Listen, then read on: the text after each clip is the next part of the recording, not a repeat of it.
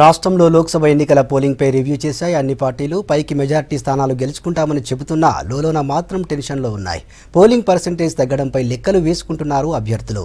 ఇక 62.69% పోలింగ్ నమోదైందని అధికారికంగా ప్రకటించింది ఎన్నికల సంఘం.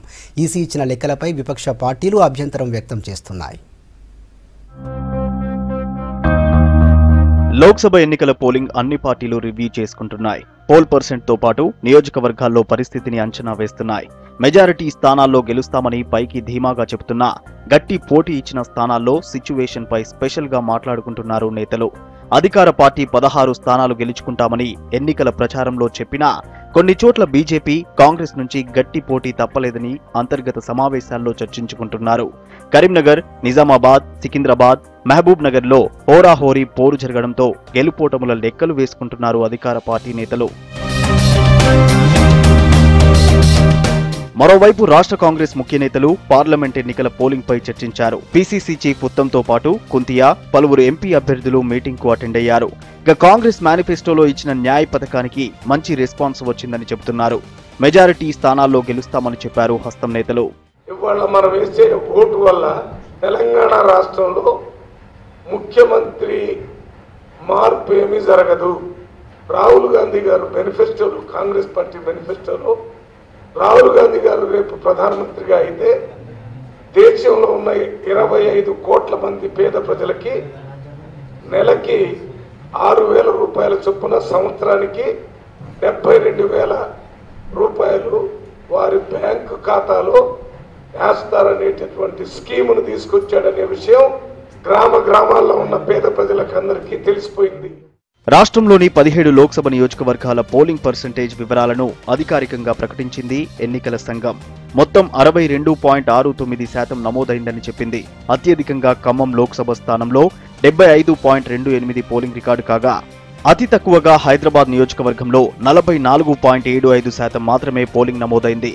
సికింద్రాబాద్ లో 46.26, మల్కాజ్గిరిలో 49.40 ఓటింగ్ రికార్డైంది. అసెంబ్లీ ఎన్నికలతో పోలిస్తే లోక్సభ ఎలక్షన్స్ లో భారీగా ఓటింగ్ శాతం తగ్గింది.